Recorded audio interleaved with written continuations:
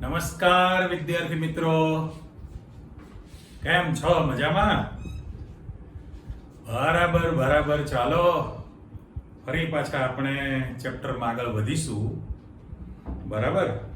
આમ તો આપણે ગઈ વખતે જે માહિતી મૂકેલી હતી એને અનુરૂપ જ હજુ સ્ટ્રક્ચર બધા જ શીખવાના છે, પણ એ સ્ટ્રક્ચરમાં મારે ઘણી કસરત કરવી પડી છે. હા ભાઈ, જો પ્રી હીટેડ ઓવન આપણું તૈયાર જ છે, ઓટીજી ઓવન જે કહેવું એ પ્રકારે, કારણ કે એમાં જે આકૃતિઓ દોરવી પડે તમે તો સર્કલ માસ્ટરથી દોરી નાખવાના એટલે ઈઝી પડે. મારે તો કસરત કરવી પડે એની પાસે 10-15 મિનિટ, પછી આપણે આગળ વધીએ છીએ. ઓકે, ચાલો રિકેપમાં બહુ નથી જવું આજે, આપણે સીધી જ થિયરીમાં જવું છે. પણ આજના નવા બે સ્ટ્રક્ચર તમે શીખવાના છો, હેક્ઝાગોનલ ક્લોઝ પેક એરેન્જમેન્ટ એટલે હેક્ઝાગોનલ ક્લોઝ પેકિંગ રચના, HCP શોર્ટ ફોર્મ, અને ક્યુબિક ક્લોઝ પેક એરેન્જમેન્ટ છે તમારી પાસે તો CCP cubic close pack arrangement, CCP રચના અને HCP રચના. આ બે નજીકના છે, બહુ જ થોડોક તફાવત છે બંને વચ્ચે આકૃતિમાં. બરાબર. અને નવો ટોપિક જે છે મેથેમેટિક્સનો છે, પહેલા જ કબૂલ કરી લેજો મને ગણિત આવડતું નથી, અને મેં સ્ટાર્ટિંગમાં કીધું કે કેમિસ્ટ્રીના સાહેબને ગણિત ન આવડે. બરાબર છે ને? એટલે તમે બધું લાઈનસર લખશો તો જ પેપર તપાસતાને સમજણ પડશે, કારણ કે એને સમજણ પડે કે આવું લખેલું છે તો એ માર્ક આપશે. બરાબર. તમે ભલે તમારું ગણિત પદ કેન્સલ કરીને શોર્ટકટ મારીને તમે લખી નાખો, પણ પેલા ભાઈને સમજણ નહીં પડે તો નહીં ચાલે. એટલે બધા જ સ્ટેપ લખવા પડે. તો એવા પણ આપણી પાસે ટોપિક છે આજની તારીખે. ચાલો સીધા જ પ્રશ્નમાં જતા રહો. તો મેં ક્વેશ્ચન જે મૂકેલો છે એમાં તમને દેખાય છે આપણો આજનો પ્રશ્ન HCP હેક્ઝાગોનલ ક્લોઝ પેકિંગ રચના અને CCP okay cubic close packing રચના સમજવી છે.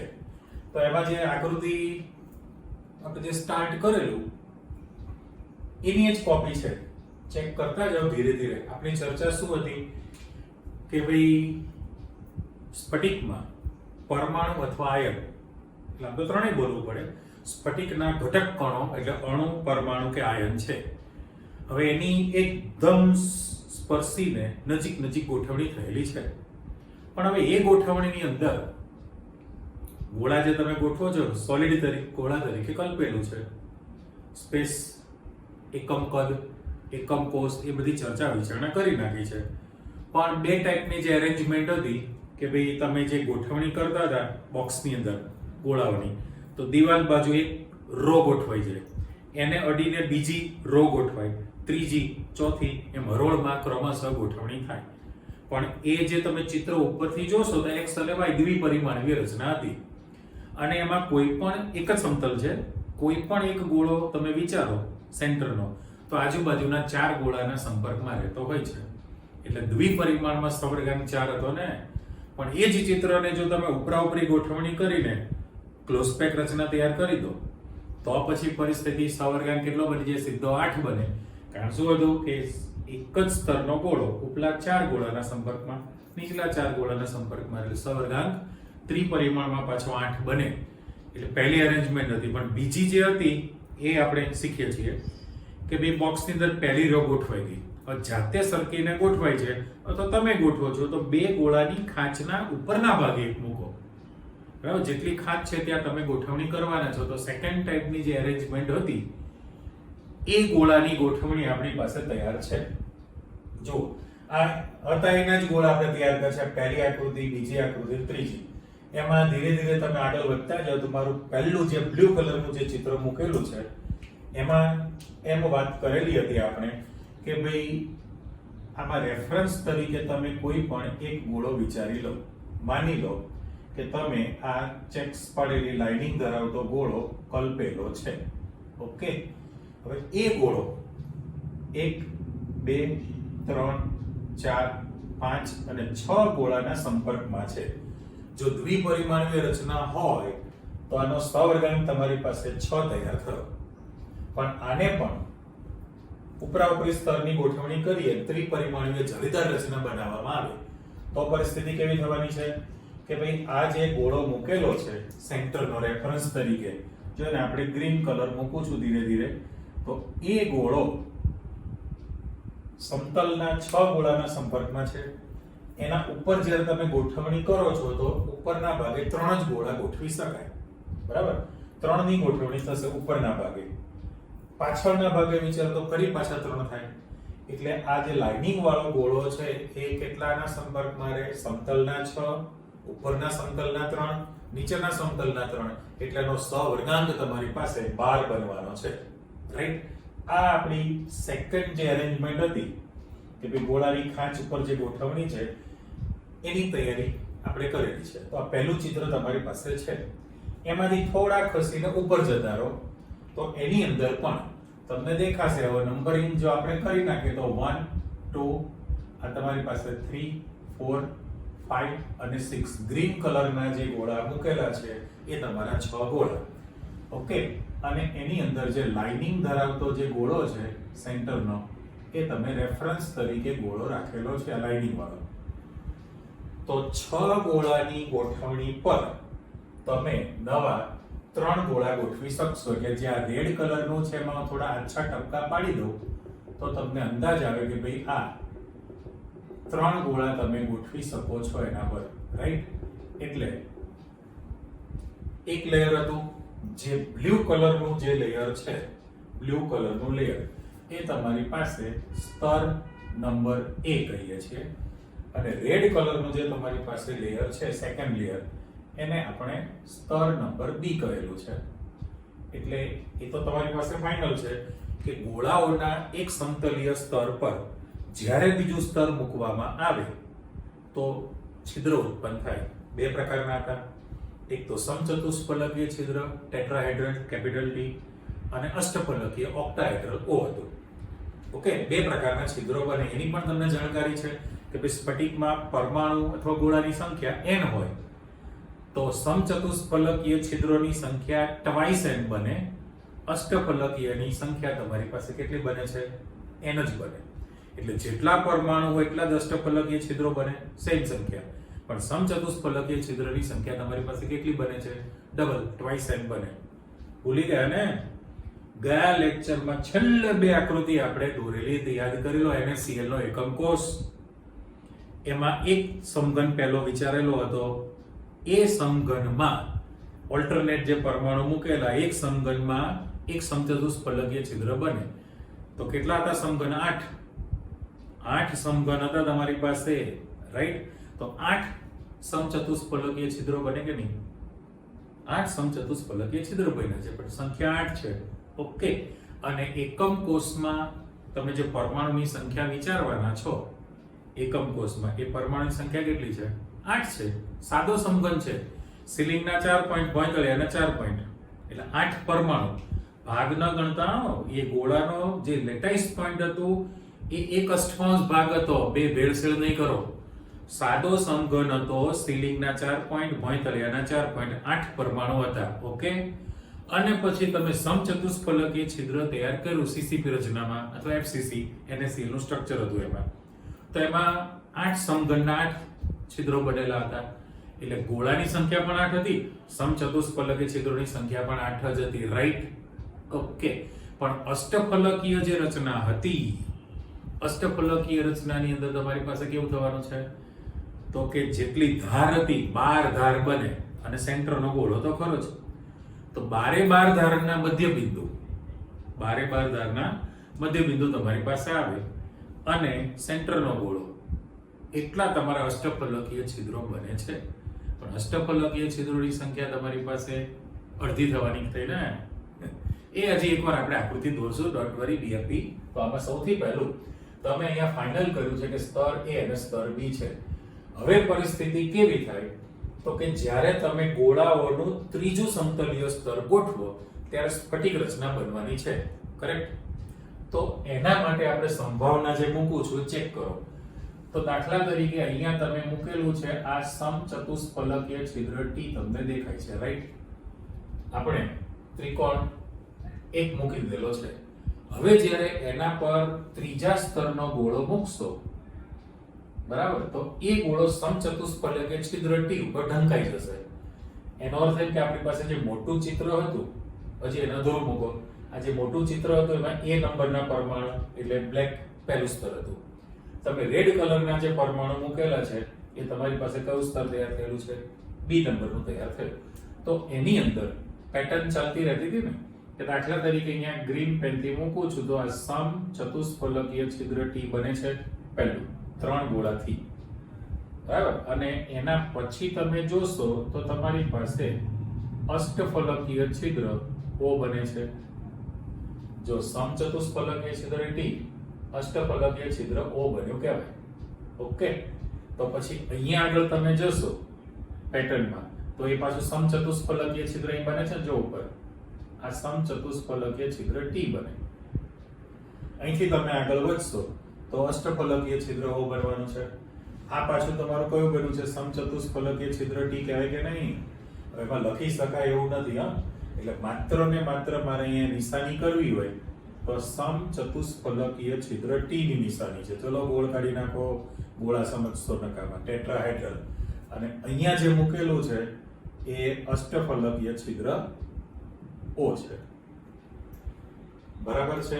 એટલે સહેજ એને બ્લુ પેન થી મૂકું છું. કરો ચેક કે ભાઈ આ તમારી પાસે સમચતુષ્ફલકીય છિદ્ર હતું અને આ જે બનશે એ અષ્ટફલકીય છિદ્ર ઓ બને છે, જે તમારી ટેક્સ્ટ બુકમાં આકૃતિ દોરીને આપેલું છે. હવે થાય કેવું કે જેટલા સમચતુષ્ફલકીય છિદ્રો છે એના પર તમે ગોળાની ગોઠવણી કરશો. જો એના પર તમે ગોળા ગોઠવવાના ચાલુ કરો તો જે સી નંબરનું લેયર છે એની ગોઠવણી એ નંબરના ગોળા જેવી જ થાય, બરાબર. એક્ઝેક્ટ એના પર જ ગોઠવણી થાય. એટલે પહેલું સ્તર છે 6 ગોળા થાય, એના પર 3 થયા. ફરી પાછા ગોઠવો તો 6 બને, પાછા 3, 6 3 6 3 6 3 નું તમારી પાસે આખું લેયર બની જાય. એટલે અહીંયા તમે ચેક કરો કે મેં પહેલું સમચતુષ્ફલકીય છિદ્ર ટી જે મૂકેલું છે અહીંયા આગળ, તો એના પર તમે આ ગોળો મૂકશો એટલે હું તૂટક લાઈન સાઈઝ એ જ હોય, પણ જો એ સાઈઝ મૂકું તો તમને ગોળ દેખાશે નહીં. એટલે મેં ખાલી ત્રિકોણની ઉપર ગોળો મૂક્યો છે અને એ તમારું ખાલી અહીંયા આગળ એને સ્તર નંબર સી કહેવાશે. જો સી નંબરનું સ્તર મૂકીએ તો એ લાઇનિંગ વાળા ગોળાની એક્ઝેક્ટ ઉપર આવે છે. સજો, બરાબર. તો હવે જેટલા સમચતુષ્ફલકીય છિદ્ર ટી બનવાના છે જો નંબરિંગ કરી લો તો 1 2 3 4 5 6 રેફરન્સના દાડાની બાજુમાં 6 હતા. રેડ કલરનું જે લેયર બનશે હું ખાલી અહીંયા આગળ જેટલા મેં બધા નથી પ્લોટ કરેલા પણ જેટલા દેખાય છે એટલા જો આના પર હું આ ગોળો મૂકીશ સી નંબરનો તો 3 નંબરના દડા ઉપર જ આવશે, 3 નંબરના પરમાણુ પર. અહીંયા મૂકીશું તો 4 નંબર ઉપર જ તમારી પાસે આવે છે. અહીંયા મૂકીએ તો 5 નંબર ઉપર જ તમારી પાસે તૈયાર થશે. અહીંયા આપણે મૂકીએ તો 6 નંબર ઉપર તૈયાર થશે, રાઈટ. તો બધા નથી પૂરા કર્યા, તમે કલ્પના કરી લો કન્ટિન્યુઅસ ચિત્ર, બરાબર. જે બ્લુ કલરના ગોળા હતા એના પર રેડ કલરના 3 આવી ગયા અને હવે બ્લેક કલરના જે મૂકીશ તો મેં જે ગોઠવણી અડધી કરી છે 3 ઉપર સમચતુષ્ફલકીય છિદ્ર ટી ઉપર મૂકીએ એટલે ઢંકાઈ જાય. તો 3 number 4 number 5 number 6 number, okay. તો અહીં તમારી પાસે 1 નંબર આવે 2 નંબર આવે તો ગોઠવણી એક્ઝેક્ટ સરખી થઈ કહેવાય. તો એ સમચતુષ્ફલકીય છિદ્ર ગોઠવવાથી બન્યું કહેવાય. હવે એ આકૃતિને આપણે થોડી જુદી રીતે વિચારવી છે. એ તો ક્લિયર થઈ ગયું તમારી પાસે. હવે કેવું થાય તો કે આમાં 6 3 ના ગોળા ચિપકાવીને મેં તો કીધું મેં નાના નાના રંગ 2 કલરના લઈને ચિપકાવી દો, પછી તમે સામે મૂકો તો ફ્રન્ટ વ્યૂ કેવો દેખાય એવી તમારે આકૃતિ દોરવાની છે. હવે તો પાછા ઘણા આર્કિટેક્ટમાં જવું છે, ખબર છે ને, આર્કિટેક્ચરમાં જવું છે, આર્કિટેક્ચરમાં. પણ એના માટે વિઝન હોવું જોઈએ, ડ્રોઈંગની કેપેસિટી હોવી જોઈએ. તો હવે આમાં ચેક કરો, મેં તૈયાર કર્યું છે કે આપણે જે મૂકીએ છીએ એ ગોળાની ગોઠવણી કરવી છે. તો પહેલામાં પહેલું કે તમે 6 ગોળા કેવી રીતે ગોઠવી શકો? 6 ગોળાની ગોઠવણી માની લો કે આ પહેલું છે, આ બે તમને ફ્રન્ટ વ્યૂ સામેની બાજુ દેખાશે. અહીંયા વચ્ચે મૂકું તો આ તમારો જે સેન્ટરનો ગોળો છે, જો આ મેં રેડ કલરનું ચિત્ર ચેક કરો કે આ રેફરન્સ તરીકે તમે જે ગોળો મૂકેલો છે, જો આના પર તૂટક રાઈટ લાઇનિંગ કરી દઉં છું તો એ કેટલા ગોળાના સંપર્કમાં છે? નંબર આપો 1 2 3 4 5 6 6 ગોળાના સંપર્કમાં છે. તો 6 ની ઉપર તમે 3 ગોળા ગોઠવવાના છો. 6 ની ઉપર 3 ની ગોઠવણી કરશો એટલે એ તમે ગમે તે દાખલા તરીકે પહેલા બીજાની ખાંચ ઉપર તમે ગોળો મૂકી શકો ને. અહીંયા દાખલા તરીકે મૂકીશ તો આ એકચ્યુઅલી અહીંયા ખાંચ છે, તો પહેલા બીજાની વચ્ચે હું ચોરસ પેટી મૂકું છું, આની ઉપર તમે એક ગોળો મૂકી શકો, રાઈટ. પછી તમે ત્રીજા ચોથાની ખાંચ ઉપર તમે એક ગોળો મૂકી શકો, ટચ થઈ જ જાય. અને પાંચમા અને છઠ્ઠાની ઉપર તમે એક ગોળો મૂકી શકો. એટલે ત્રણની જે ગોઠવણી કરેલી છે એ ત્રણ તૈયાર થયા કહેવાય. આ ત્રણ ફ્રન્ટ વ્યૂ સામેથી જુઓ તમે તો જે સેન્ટરનો ગોળો તમે મૂકેલો છે, બરાબર, એના પછી દાખલા તરીકે અહીંયા મારે મૂકવું તો અહીંથી તમારી પાસે આ ગોળાની સાઈડની ધાર દેખાય, અહીંયા પણ ગોળાની સાઈડની તમને ધાર દેખાય, અહીંથી આ રીતે મૂકી દઈએ તો તમારી પાસે આ 6 ગોળાની ગોઠવણી દેખાશે. અને અંદરનો જે ગોળો છે એનું ટપકું પાડી દો, જો તો આજુબાજુ તમારી પાસે 6 ગોળાની તૈયારી થઈ કહેવાય. એની જ વસ્તુ પછી 3 છે તો એક ગોળો તમને આખો દેખાશે અને રેડ કલરના બાકીના 2 ગોળાની માત્ર તમને ધાર દેખાય. એટલે આ તમારી પાસે 3ની રચના બની કહેવાય. એ જ કલર આપણે પહેલા મૂકેલો, 3ની રચના છે. એક ગોળો આખો દેખાય, બાકીના ગોળાની 2ની માત્ર ધાર દેખાય. તો અહીંયા મૂકીશું તો તમારી પાસે ફરી પાછું આ 2 આખા દડા, એના પછીનો ગોળો, એના પછીનો ગોળો, આ રીતનો 6 તૈયાર થયો કહેવાય. હજુ નીચે જશો તો કોપી આ તળિયાનો ગોળો છે ને જે આપણે બતાવ્યું છે, ત્યાર પછી આને આ રીતે મૂકીએ, ફરી પાછા અહીંથી અડધેથી મૂકી દો ગોળા. ઇન શોર્ટ જે તમને મૂકેલું છે આ તમારી પાસે સ્તર નંબર A, આ સ્તર નંબર B, ફરી પાછું સ્તર નંબર A, સ્તર નંબર B, કન્ટિન્યુઅસ ચાલુ છે ને. એટલે એ જે રચના બની છે એને આપણે AB AB AB કન્ટિન્યુઅસ ચાલુ રહે સ્ફટિક રચના કહેવાશે.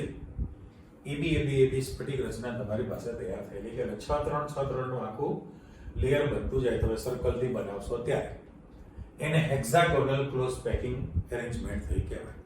પણ હવે અહીંયા આગળ આપણે વિચારી લો ષટકોણીય રચના બને છે ને, તો કેવી રીતે? તો બેન્ઝીનની રિંગ છે, ચેક કરો. ઉપરની આ 1 2 3 4 5 અને 6 બેન્ઝીનની ષટકોણ રિંગ છે કે નહીં, ને રેફરન્સ તરીકે તમે સેન્ટરનો પોઈન્ટ લીધેલું છે. ઓકે, હવે અહીંથી જે લાઇનિંગ છે સીધી નીચે બંનેની લેન્થ સરખી કરી છે. ફરી પાછા નીચે 2 આવી ગયા. પહેલું સમતલ સામેની બાજુ છે, એના પછી થોડુંક તમે ઉપર રાખેલું છે એટલે બાજુની દિવાલ થઈ, તો અહીંયા પણ આ બાજુની દિવાલ થઈ કહેવાય. અને પાછળની બેક, જો પહેલી ઘાટી લીટી, બીજી ઘાટી, પછી ત્રીજામાં ઘાટી અને ડોટેડ છે, તો એનું પોઈન્ટ તમારી પાસે ત્યાં આવી ગયું. એ જ કોપી અહીંયા આગળ છે. અને 2 તૂટક લાઈન છે પાછળના ભાગમાં છે. ખબર પેલું મેગ્નેટ વાળું ટાંકણી મૂકવાનું ટેબલ ઉપર આવે ષટકોણાકારનું મેગ્નેટ વાળું, ટાંકણી અંદર બધી જતી રહે, તમે બહાર લઈ શકો. એવું ષટકોણીય રચના બની કહેવાય. અહીંયા પણ રેફરન્સ તરીકે તમે મૂકી દો. આપણે યાદ છે ને પેલો વિન્ડો દોરેલો, વિન્ડો, યસ. તો આની અંદર ડાયમેન્શન દાખલા તરીકે મૂકવું હોય તો સામસામી જોઈન્ટ કરી દઈએ આપણે. તો આ રીતનું ષટકોણની તમારી પાસે બેન્ઝીનની રિંગ બની ગઈ. ઉપર પણ એ જ રીતે મૂકી દઈએ. તમારી પાસે આ બેન્ઝીનની ષટકોણ રિંગ તૈયાર થઈ ગયું. હવે વિન્ડો.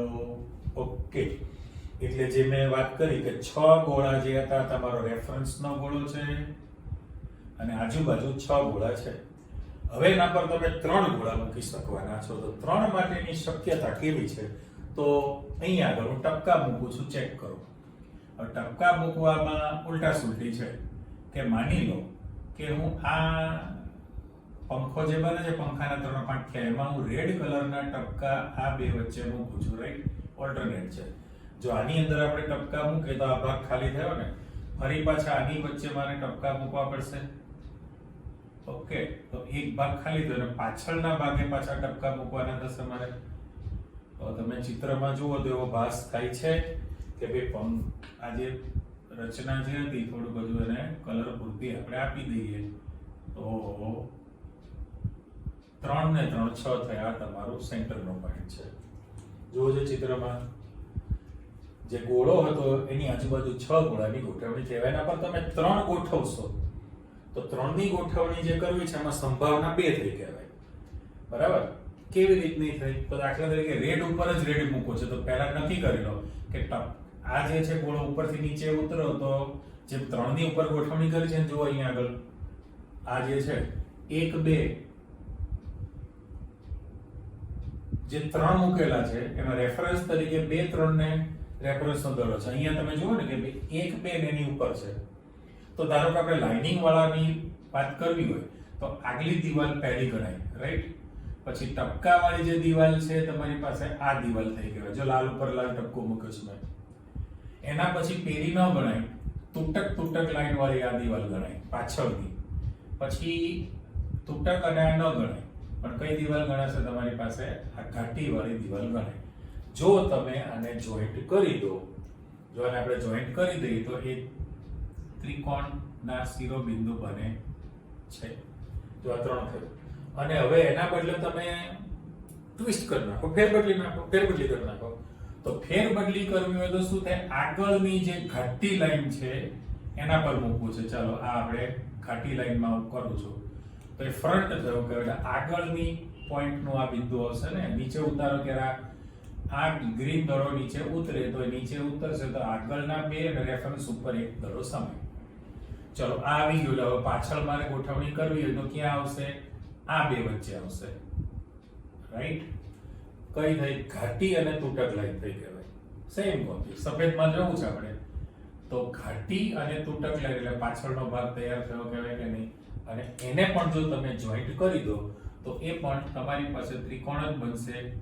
શિરોબિંદુ આપણે આ રીતે મૂકી દીધું છે. ઓકે, તો સ્ટાર બની ગયો ને? સ્ટાર તમારી પાસે તૈયાર થવાનો છે. તો ત્રિકોણના શિરોબિંદુ બની જશે. તો આ રચના પણ તમે આપી દીધી કહેવાય. ટૂંકમાં જેટલા સમચતુષ્ફલકીય છિદ્ર ટી હતા એના પર ગોળાઓનું ત્રીજું સ્તર તમે ગોઠવી દો તો સી ની ગોઠવણી એ નંબરના જેવી થાય કે હેક્સાગોનલ ક્લોઝ પેકિંગ રચના તૈયાર થઈ કહેવાય. અને એમાં તમારી પાસે ઘણા બધા ઉદાહરણ પણ તમારી પાસે ઝિંક ધાતુ છે, મેગ્નેશિયમ ધાતુ છે. આ એના બંને સેમ્પલ તરીકે આપેલું છે. ઝિંક અને મેગ્નેશિયમ ધાતુમાં રચના આ પ્રકારની થઈ કહેવાય. ઓકે, એટલે અહીંયા આગળ આપણે એવું લખી શકીએ કે તમે સમચતુષ્ફલકીય છિદ્ર P પરની ગોઠવણી કરેલી કહેવાય.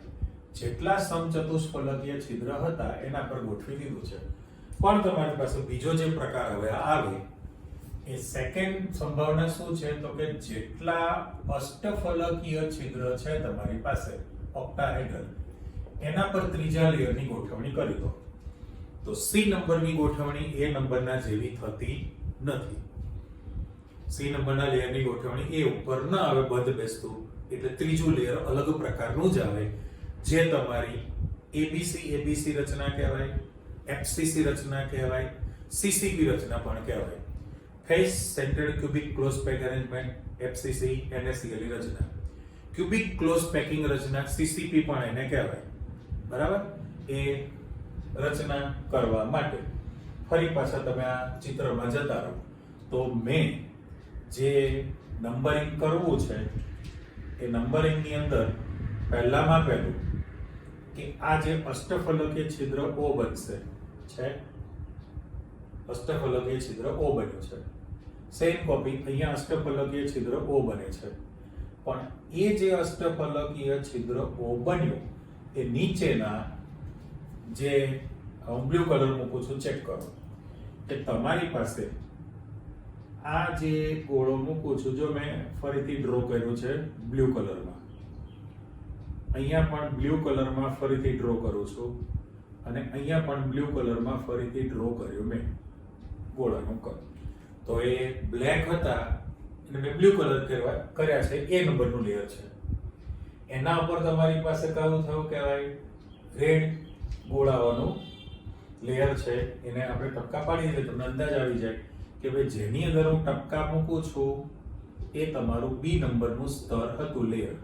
ઓકે, અને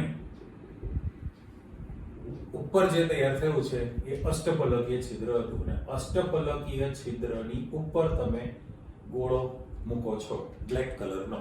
હવે જે બ્લેક કલરનો જે ગોળો મૂકો છો, જો મેં ચોકડી પાડતો ગયો ધીરે ધીરે એના પર અષ્ટફલકીય ઉપર હતું, પણ એની જે ગોઠવણી હતી એ નીચલા રેફરન્સના વાદળી દડા ઉપર થતી નથી.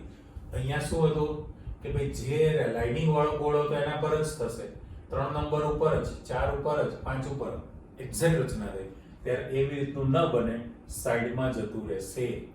એટલે અષ્ટફલકીય છિદ્ર O, જો તમે અષ્ટફલકીય છિદ્ર O પર ત્રીજું લેયર મૂકો તો બધા છિદ્રો ઢંકાઈ જશે, પણ ત્રીજા નંબરના સ્તરની ગોઠવણી એ નંબર જેવી થતી નથી. એ આખી અલગ પ્રકારની તૈયાર થાય.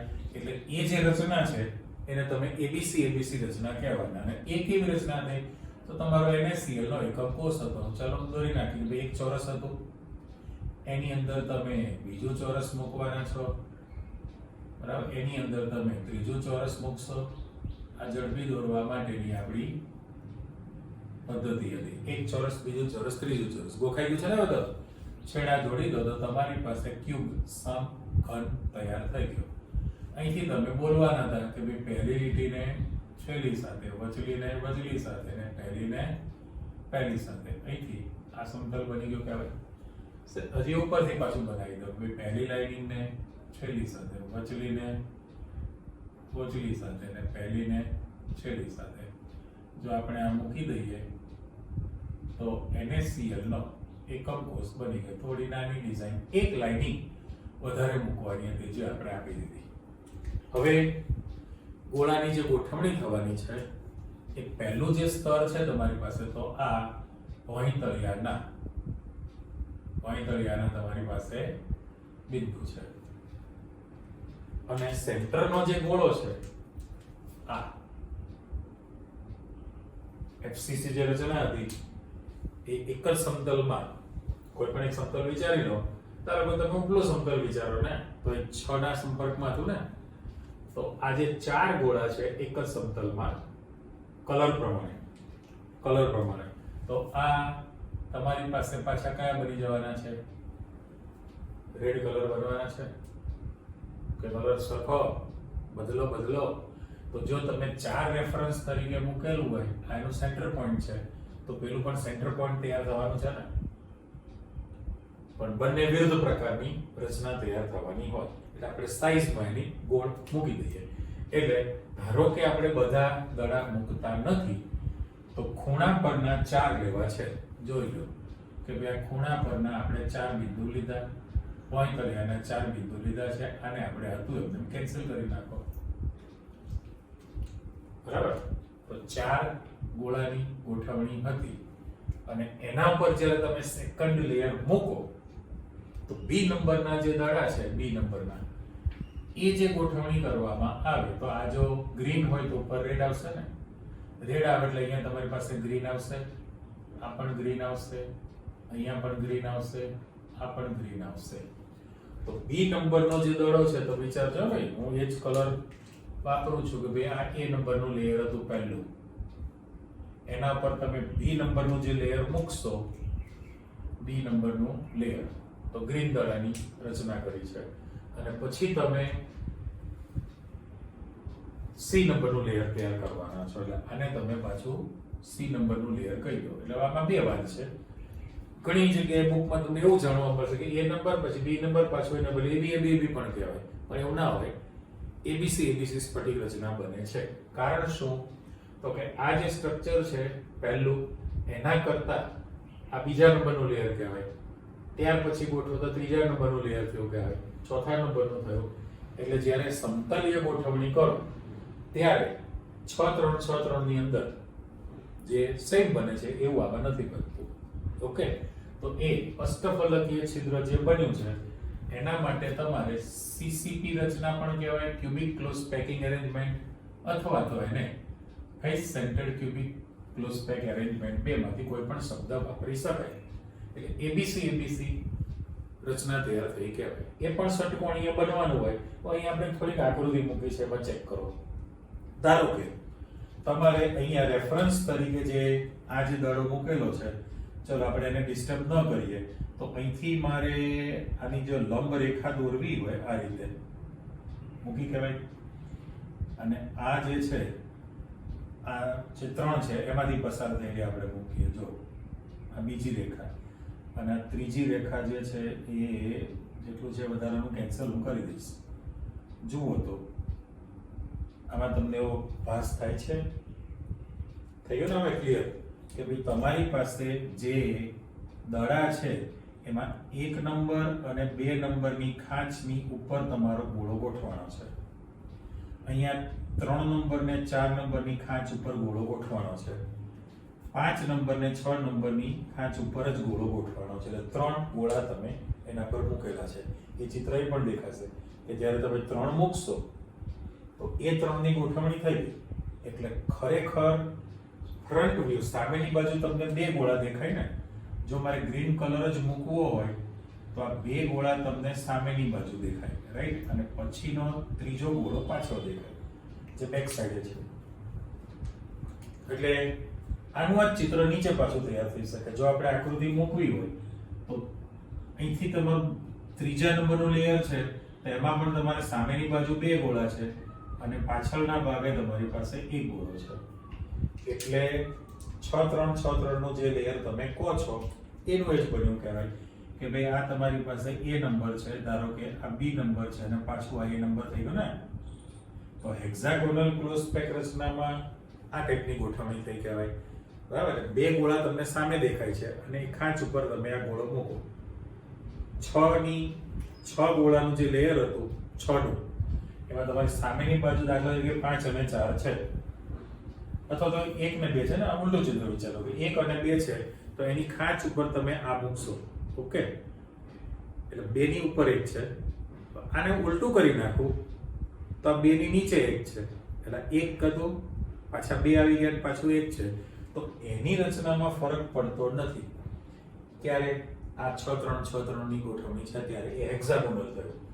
પણ જ્યારે તમે સીસીપી એફસીસી રચના જ્યારે બનાવો છો, કારણ કે હવે એને આખો જો પેલું સમતલ તરીકે તમારે પૂરું કરી દેવું હોય તો મેં કહ્યું એ પ્રમાણે સીલિંગના ભોંયતળિયાના 8 ખૂણા હતા અને દરેકની આ સીલિંગનો મધ્ય બિંદુ, ભોંયતળિયાનો મધ્ય બિંદુ, આ દિવાલ સામેની બાજુ અને આ બાજુની દિવાલ તૈયાર થઈ, બરાબર?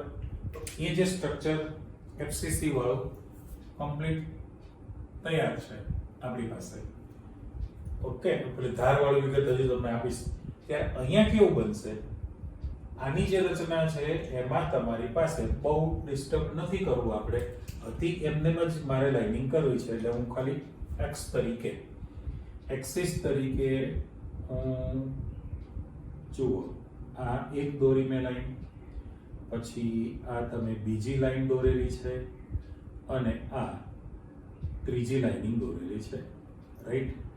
તો 3 જે લાઇનિંગ હતી એમાં રેફરન્સ તરીકે જે 3 દડા હતા એ એમનેમ છે, બરાબર? જે 3 દડા છે એની ગોઠવણીમાં મારે આકૃતિ આ જ રાખવી હોય તો આ 2 અને અહીંયા ઉપરના ભાગે 1 ગોળો, એટલે બેક સાઈડ છે આ 3. આખું ના બતાવો તો અડધો ગોળો મૂકી શકાય આ રીતે. તો પહેલું જે ચિત્ર છે એને વાંધો નથી, જો આ કોપી છે A નંબર તો આ તૈયાર થયું. 6 ની ઉપર 3 છે. પણ હવે પરિસ્થિતિ કેવી થાય કે આ જે છે એને મારે શિફ્ટ કરી નાખવું છે. જો આને આપણે શિફ્ટ કરી નાખીએ તો શિફ્ટ થયેલું નંબર કયો આવે? હજુ પાછો નંબર આપી દો, 1 2 3 4 5 અને 6, 6 હતા. 6 માંથી ઓરિજિનલ તમારે ક્યાં ગોઠવવાના છે? આ પાછળનો દડો હતો એટલે અહીંયા છે બ્લુ. બ્લુ કલરનો જે દડો છે એને માત્ર આમ મૂકી દો, બરાબર? પાછળ ઉતરશે. અને આ જે છે એ તમારી પાસે 1 અને 2 ઉપર હતું તો પછી તમારી પાસે 3 ને 4 ઉપર આવશે ને. 3 અને 4 ઉપર છે અને પેલું જે છે 5 અને 6 ઉપર છે. આ 3 ની ગોઠવણી હતી. એટલે એ જો 3 ઉપરથી નીચે ઉતરે તો આ પ્રકારનું છે. પણ નીચે હવે તમે શિફ્ટ કરી નાખો. શિફ્ટમાં કેવું થાય તો કે 5 અને 6 ઉપર ગોળો હતો એની બદલે 4 અને 5 ની ખાંચમાં તમારે ગોઠવવું છે. જો 4 અને 5 ની ખાંચમાં તમારે ગોઠવવું હોય તો આ 2 છે એની બદલે તમારો જો ચોરસ મૂકો ચાલો તો એક જ ગોળો ગોઠવાશે. પછી તમારી પાસે અહીંયા આગળ એક ગોળો અહીંયા ગોઠવાશે અને એક ગોળો અહીંયા ગોઠવાશે. તો એ જે સ્ટ્રક્ચર તૈયાર થયેલું છે એમાં આગળના ભાગમાં એક ગોળો રહેશે અને પાછળના ભાગમાં તમારી પાસે બે ગોળા તૈયાર થયા. આવી ગયું મગજમાં તમને કે પહેલું જે હતું જેમાં 3 ઉપર છે, નીચેથી 3 છે, તો HCP રચના હતી. પણ અહીંયા આગળ 3 ઉપરથી છે, 6 એમનેમ છે, પણ નીચલું તમે શિફ્ટ કરી નાખો એને ઓફસેટ ખસેલા કહેવાય. હવે આ જે રચના છે તમે કલ્પના કરો કે ભાઈ અત્યારે પહેલી આંગળીનો વેઢો છે, બીજી આંગળીનો અંગૂઠા સાથે છે, રાઈટ? જોયેલા ચિત્ર આમ ફેરવીને મૂકું તો અંગૂઠો, પહેલી આંગળી, બીજી આંગળી. પણ હું શિફ્ટ કરું, પહેલું લેયર 3 નું હતું, પછી 6 છે અને એના પર 3 આ પ્રકાર તો બે સેમ છે, પણ મને ફેરવી નાખું, આમ કરી નાખું. હવે આમ કરી નાખીએ તો કેવું થયું કે હવે તમારી પાસે ચેન્જ થયું ને. ચેન્જમાં ઓફસેટ એટલે ખસેલા કહેવાય. તો પહેલી આંગળી સાથે આવી ગઈ કહેવાય, અંગૂઠા સાથે આંગળી આવી કહેવાય, અને બીજી આંગળી સાથે અંગૂઠો આવે, શિફ્ટિંગ થયેલું કહેવાય. એટલે અહીંયા જે બનશે એ 3 ગોળા પ્રકારનું બની ગયું, એ રચના CCP બની કહેવાય. એટલે આ તમારી પાસે A નંબરનું લેયર હોય, ધારો કે A નંબર 3 ગોળા, પછી તમારી પાસે 6 ગોળા, અને ફરી પાછા તમારી પાસે છે 3 જ, પણ એનું સ્ટ્રક્ચર A નંબર જેવું આવતું નથી. A અને C is not equal to, અહીંયા A equal to C જ રહેવાનું છે. એટલે જો મારે અહીંયા હવે C કરી દેવું હોય તો A number, B number, C number, તો C ની ગોઠવણી A નંબરના જેવી જ બની ગઈ કહેવાય. ક્યારના આપણે કસરત કરીએ છીએ આની પાછળ, હવે તો સમજણ પડી કે નહીં તમને દરેકને? બરાબર? એટલે આ HCP CCP ની રચના તૈયાર થઈ કહેવાય. હવે તમારે જે પેલું અષ્ટફલક વાળી જે વિગત હતી ને, એમાં ધાર કેટલી બનવાની? 12 ધાર બને છે. 12 ધારની અંદર જે મેં સ્પેસ ખાલી મૂકેલી છે, આ જે મૂકીએ છીએ અને પોલો ભાગ મૂકેલો છે, તો તે અષ્ટફલકીય છિદ્ર હતું કે નહીં? અષ્ટફલકીય છિદ્ર O તમે તૈયાર કરેલું હતું. હવે સમઘનની ધાર કેટલી બનવાની છે કે જેની ગણતરી કરીએ. ચાલો આપણે ચિંતા નહીં, અહીંથી લાઈનસર કરવાનું ચાલુ કરતા. અને 1 નંબરની ધાર કહેવાય તો એ જો જગ્યા છે, 2 નંબરની ધાર અહીં સેન્ટર પોઈન્ટ, આ 3 નંબરની ધાર કહેવાય એનો સેન્ટર પોઈન્ટ, 4 નંબરની ધાર એનો સેન્ટર પોઈન્ટ. દેખાય ને? અહીંયા જ્યારે પરમાણુ ગોઠવાતો હોય તો ત્યાં તમારી પાસે આવી રીતે શું બનવાનું છે? અષ્ટફલકીય છિદ્ર બને. એટલે જો ક્રમ જોઈ લો, 1 2 3 4 કર્યું, બરાબર? 4 સુધી તમારી પાસે આવી ગયું. એના પછી નીચે ઉતરશો તો 5 નંબરની ધાર કઈ થવાની છે તમારી પાસે? આડી ઊભી બધી જ ગણવાની છે. એટલે હવે દાખલા તરીકે અહીંયા 5 નંબર કરી નાખું, આ 5 નંબર, તો ઊભી ધાર તમારી પાસે 6 નંબર, બરાબર? એના પછી તમારી પાસે જેમ ઉપર 4 છે તો આ 7 નંબરની ધાર થઈ, 8 નંબરની ધાર તૈયાર થઈ કે 5, એટલે 5 6 7 8. રેડી? નીચે જાવ પછી તો 8 થઈ ગયા. પછી તમારી પાસે અહીંયા આગળ નીચે ઉતરી જઈએ છો તો 9 નંબર તૈયાર થાય, 10 નંબર તૈયાર થાય, આ 11 નંબર તૈયાર થાય, અને નેક્સ્ટ સાઈડની 12 નંબર તૈયાર થઈ. રેડી? એટલે જે FCC રચના હતી એમાં જે ધાર છે સમઘનની 12 ધાર બની કહેવાય. અને 12 ધારનું જે મધ્ય બિંદુ છે, જેમ અહીંયા તમે અષ્ટફલકીય છિદ્ર બનાવેલું હતું અંતકેન્દ્રિત અંદરના ભાગે, એવી રીતની 12 ધાર ઉપર સેન્ટરના પોઈન્ટ ઉપર પાછું અષ્ટફલકીય છિદ્ર બનવાનું છે. એ અષ્ટફલકીય છિદ્ર પર એટલે 12 પરમાણુ કેટલા? જો પેલું યાદ કરી લો કે સમચતુષ્ફલકીય છિદ્રોની સંખ્યા કેટલી હતી? 8. અને સમઘનમાં પરમાણુની સંખ્યા પણ 8 હતી. જેટલા પરમાણુ એટલે સમચતુષ્ફલકીય છિદ્ર બની ગયા 8 8 સે. ત્યારે ફલક કેન્દ્રિત CCP ની જે રચના છે તો એની અંદર એકમ કોષમાં પરમાણુની સંખ્યા કેટલી તૈયાર થઈ ગઈ તમારી પાસે? બરાબર? એકમ કોષમાં પરમાણુની સંખ્યા બોલો, ભૂલી ગયા ને? 8 ખૂણા છે, 1 અષ્ટમાંશ એટલે 1 પરમાણુ, અને 6 ધાર છે, 1 દૂતીયાંશ એટલે 3 વત્તા 1 4 પરમાણુ થયા. એકમ કોષમાં પરમાણુની સંખ્યા તમારી પાસે કેટલી બને છે? 4. અને સામા પક્ષે તમારી પાસે અષ્ટફલકીય છિદ્રોની સંખ્યા કેટલી બની કહેવાય? 12. અને કેન્દ્રનો તો ખરો જ પરમાણુ, એટલે અષ્ટફલકીય છિદ્ર આ પ્રકારનું બનતું જાય. Okay, clear? એટલું વધુ આગળ ત્યારે આ આપણું સ્ટ્રક્ચર વાળી દુનિયા પૂરી થઈ છે. હવે પ્રશ્ન એમ છે પછીની અંદર કે ભાઈ લેટિસમાં પેકિંગ ક્ષમતા તમારે ગણવી છે.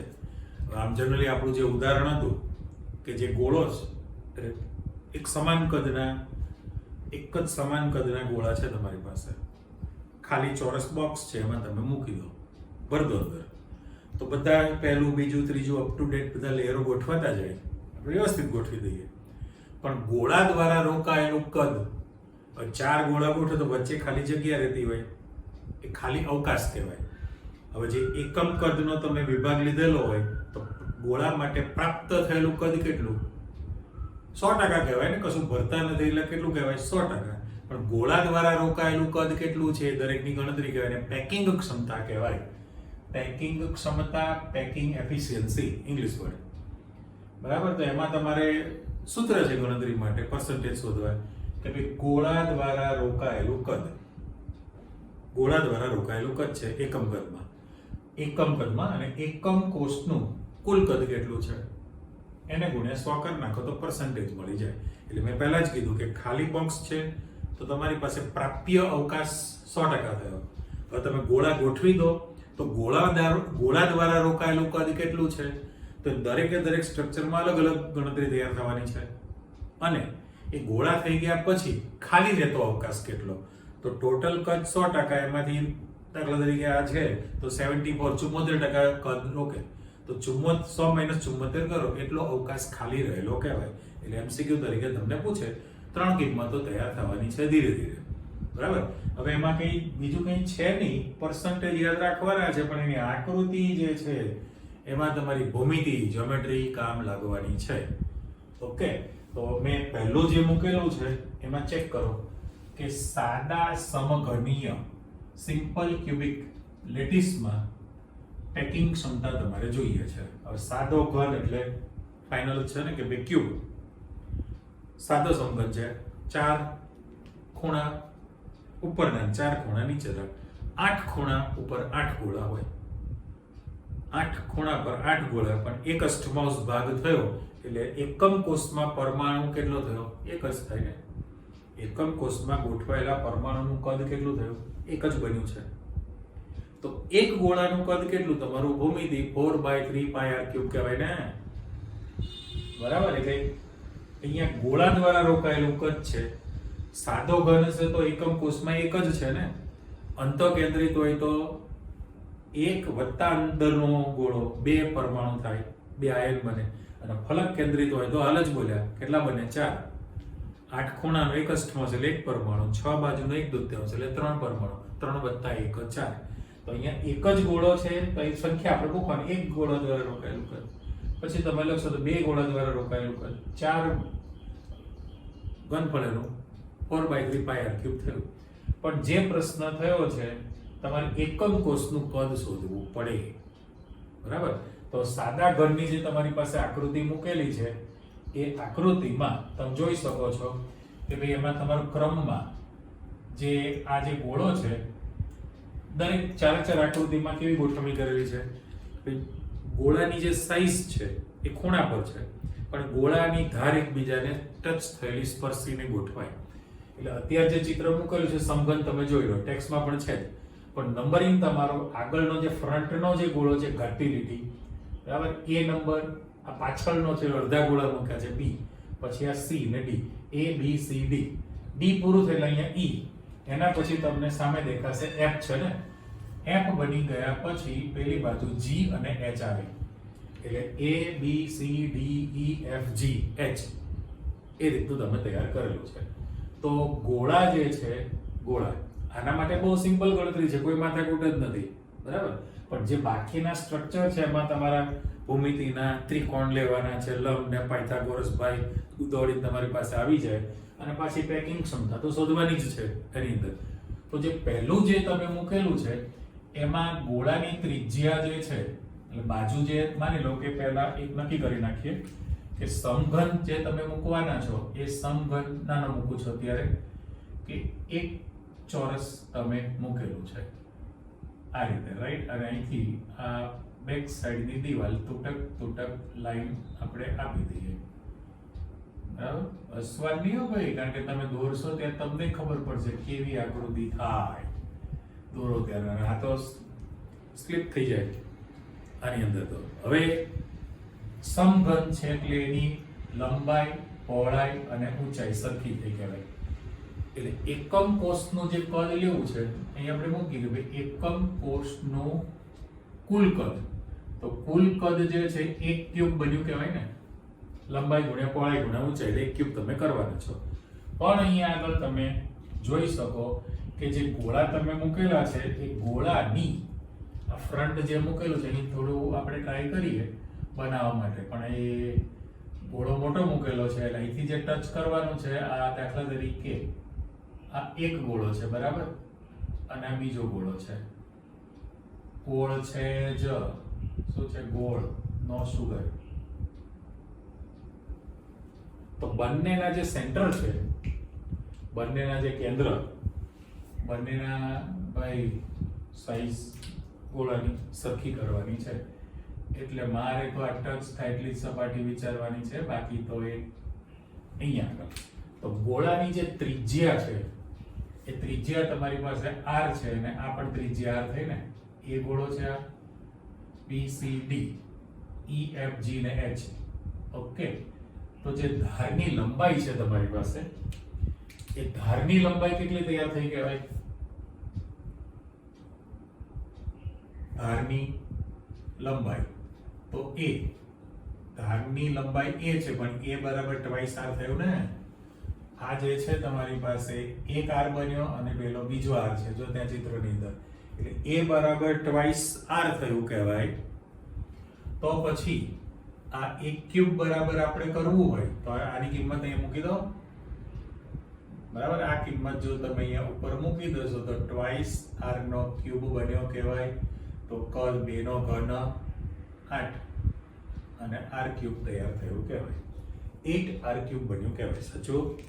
એટલે પહેલામાં પહેલું કે જે તમારી પાસે ધારની લંબાઈ જે છે એ આપણે લીધી, ધારની લંબાઈ a ટ્વાઇસ r છે, અને એકમ કોષનું કુલ કદ લો, વોલ્યુમ લેવું છે તો a ક્યુબ છે, a ક્યુબ છે. તો આમાં a ની કિંમત તમારી પાસે ટ્વાઇસ r એટલે 8 r ક્યુબ તૈયાર થયું ને. અને એક ગોળાનું કદ કેટલું થશે? 4/3 pi r ક્યુબ છે. રેડી?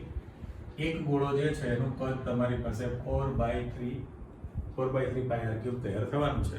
તો આપણી પાસે જે આ સૂત્ર છે, સૂત્રનો જરા બ્લોક કરી દો અને એમાં તમે કિંમત મૂકવાની સ્ટાર્ટ કરી દો. લખીશું આપણે ઉપર.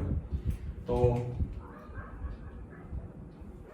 સાદો ઘન છે, સાદા ઘનમાં એકમ કોષમાં એક જ પરમાણુ ગોઠવવાનો છે. એટલે ઉપર બ્લુ પેનથી લખું છું કે પેકિંગ એફિશિયન્સી લખવી હોય તો એક ગોળા દ્વારા, અત્યારે તમારી પાસે એક ગોળો છે તો એનું કદ કેટલું છે? 4/3 pi r ક્યુબ છે. ઓકે, અને એકમ કોષનું કદ કેટલું છે? તો 8 r ક્યુબ છે. અને એને ગુણ્યા આપણે 100 લખવાના છે, એટલે પર્સન્ટેજે પહોંચી જાવ. તો અહીંયા આગળ શું થવાનું? r ક્યુબ કેન્સલ થઈ ગયો, 4 દુ 8 થાય, 3 દુ 6 થાય, એટલે બોલો મને ક્યાં ગણિત આવડે છે? અહીંયા 4 દુ 8 અને 3 દુ 6, એટલે pi/6 ગુણ્યા 100 થાય ને. પણ પાઈ ની કિંમત તમારે 3.14, પણ એને જે ગણતરી કરી તમને આપેલી છે, આ જે પાઈ ની કિંમત છે કેલ્ક્યુલેટર થી ગણતરી કરી છે, 3.14 અને પાછળ બગડો 3.142 રાખવાનું છે. જો તમે પાઈ ની કિંમત 3.142 ભાગ્યા 6 અને ગુણ્યા 100 કરી નાખો તો જે તમારો જવાબ તૈયાર થવાનો છે એ 52.36 આવે છે.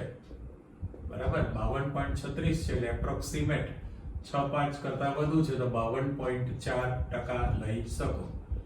એટલે ફાઇનલ થઈ ગયું કે ભાઈ સાદો સમઘન હશે તો એની અંદર પેકિંગ ક્ષમતા જે છે 52.4%, એટલે અંદાજે 52 રાખો ને, 5 કરતા નાનું છે, 36 50 કરતા નાનું છે, એટલે 52%. કેટલા? 52% ગોળા દ્વારા કદ રોકાણું કહેવાય. તો 100 - 52 એટલે 48 થઈ ગયું. 48% ભાગ ખાલી રહેલો કહેવાય. 100% કદ હતું. તો આના માટે કોઈ રકઝક નહોતી. હવે જે છે એ આપણે આકૃતિ પહેલેથી ડ્રો કરી મૂકેલી છે. આવી ગણતરી કરવી છે. પણ એના માટે જુઓ, પહેલું જે મૂકેલું છે અંતઃકેન્દ્રિત, એટલે બીસીસી રચનામાં પેકિંગ ક્ષમતા જોઈએ છે. પછીનો ક્વેશ્ચન આપણો રેડી. હવે જે બીસીસી રચના હોય એની આપણે આકૃતિ ડ્રો કરી છે. સમઘન છે જ. સમઘનની અંદર હતા એ જ કે ભાઈ 8 ખૂણા પરના 8 ગોળા છે અને વચ્ચે બોક્સની અંદર કે સમઘનના વચ્ચેના ભાગમાં એક ગોળો છે. એ ગોળો કોઈની ભાગીદારીમાં નથી આવતો. કેમ? તો કે નથી ખૂણા પરનું બિંદુ, નથી ધાર પરનું બિંદુ, નથી ફલક બાજુ પરનું બિંદુ. એ વચ્ચે સ્વતંત્ર છે. અને એટલા માટે આપણે અંતઃકેન્દ્રિત બીસીસી રચનાની અંદર, બીસીસી રચના છે એની અંદર પરમાણુની સંખ્યા તમે 1 + 1, એક અસ્તમાસ વાળો એક અને એક વધારાનો પરમાણુ સેન્ટરમાં, એટલે ગોળાની સંખ્યા તમે કેટલી સ્વીકારો છો? 2. એટલે જે ઉપર આ જે છે ગોળા દ્વારા રોકાયેલું કદ છે તો 4/3 πr³ હતું ને, પણ ગુણ્યા 2 થઈ જશે જેટલા ગોળા છે. એટલે અહીંયા આગળ આમાં સ્પેસ આપણે મૂકી. પહેલા ચિત્ર માટે મારે એક ગોળા દ્વારા રોકાયેલું કદ હતું. હવે લખીશું તો કેટલા થવાના છે? 2 ગોળા દ્વારા રોકાયેલું કદ છે. તો પછીના પ્રશ્નમાં પહોંચી જ જાવ ને, એટલે ઘણું નજીક પહોંચી ગયા. તમે HCP અથવા CCP આજે જ સ્ટ્રક્ચર શીખ્યા છો, તો એની રચનામાં કેટલા થવાના? 8 ખૂણા, એક અષ્ટમાંશ એટલે એક પરમાણુ, 6 બાજુ, 1/2 એટલે 3. તો તમારી પાસે ટોટલ પરમાણુની સંખ્યા કેટલી થવાની છે? 4 પરમાણુ થાય. તો અહીંયા આગળ તમારી પાસે 4 ગોળા દ્વારા રોકાયેલું કદ તૈયાર થવાનું છે. હા કે ના? એટલે જે પેકિંગ ક્ષમતાનું સૂત્ર છે, સાદા ઘનમાં એક જ ગોળો આવે છે. અહીંયા તમારી પાસે 2 ગોળા એટલે 4/3 πr³ ગુણ્યા 2 કરવાનું છે. પેલામાં 4 છે એટલે 4/3 πr³ ગુણ્યા 4 કરવાનું. અંશવાળી રાશિ ફિક્સ છે. હવે લોચો શું થયો તો કે એકમ કોષનું કદ તમારે દરેકમાં ઇન્ડિવિડ્યુઅલ શોધવાનું છે. એ શોધવા આપણે અધૂરું મૂકેલું છે, પૂરું કરવું નથી. કેમ? નેક્સ્ટમાં તૈયાર કરીએ. પણ આજનું છે રિપીટેશનમાં ચેક કરી લો કે ભાઈ HCP રચના, CCP રચના બંને વચ્ચેનો જે તફાવત હતો આકૃતિ સાથે, અને જે મેગ્નેશિયમ ને ઝિંકનું જે સેમ્પલ હતું, અહીંયા જે છે બે સરખું હતું, આ બે અલગ અલગ હતું.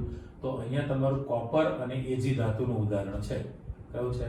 Cu કોપર અને Ag ધાતુ. પહેલામાં મેગ્નેશિયમ અને ઝિંક ધાતુ છે. વુડઝાઇટ પણ છે. વુડઝાઇટ ઝિંક બ્લેન્ડનું જે નામ હતું એની રચના પણ તમારી પાસે આવી ગઈ. એટલે એ આખું તૈયાર થયું.